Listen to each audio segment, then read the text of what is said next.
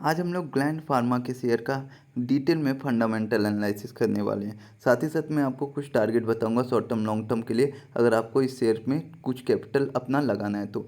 अगर आपको इस शेयर को लेना है तो सबसे पहले आपको अपना रिस्क टू रिवार्ड रेशियो देखना बहुत ज़रूरी है, उसे आप तय कर लो।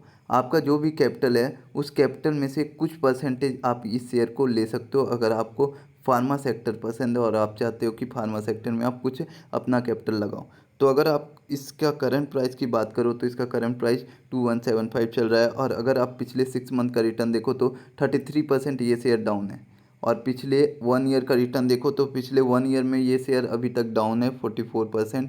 पिछले 5 ईयर का रिटर्न देखो तो 19% है और मैक्सिमम रिटर्न 19% है। अब सबसे पहले मैं आप इसको इसके ग्राफ को एनालाइज करके बताता हूँ। मैं डिटेल्स में तो नहीं बता पाऊँगा क्योंकि ग्राफ यहाँ पे बड़ा ड्रॉ करना पॉसिबल नहीं है। तो ग्राफ को आप देखो तो ये ग्राफ ऊपर नीचे करते हुए अपने अपर हाई को टच करता है, उसके बाद नीचे आता है और अपने अपर हाई को टच कर नहीं पाता है।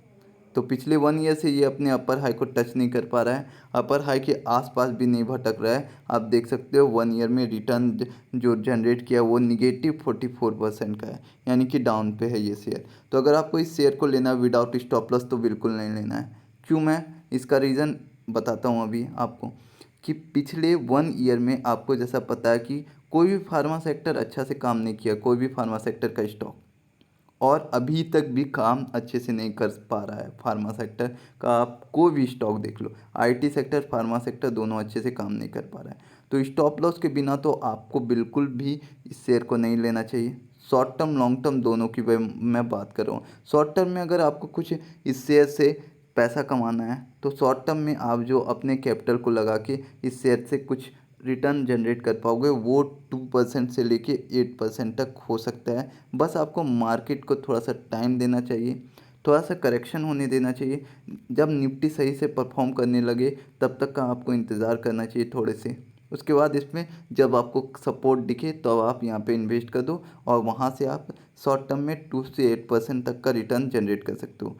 मैं आपको एक बस सजेशन दे रहा हूँ। अगर लॉन्ग टर्म में आपको इस शेयर को लेना है तो लॉन्ग टर्म में भी आपको स्टॉप लॉस ज़रूर लगाना है, क्योंकि आप देख सकते हो कि जिसने भी हाइप पे लगाया होगा उसका कैपिटल तो फंस गया होगा और काफ़ी दिनों तक फंसा रह सकता है, क्योंकि 44% ये शेयर डाउन है।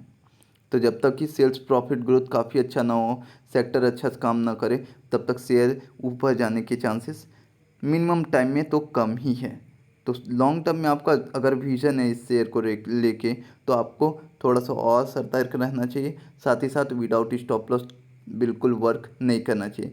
अगर लॉन्ग टर्म की बात कर ले तो लॉन्ग टर्म में आप तो इस शेयर के लिए कोई भी टारगेट सेट कर सकते हो, क्योंकि ये तो 44% डिस्काउंट पे ही आपको मिल रहा है।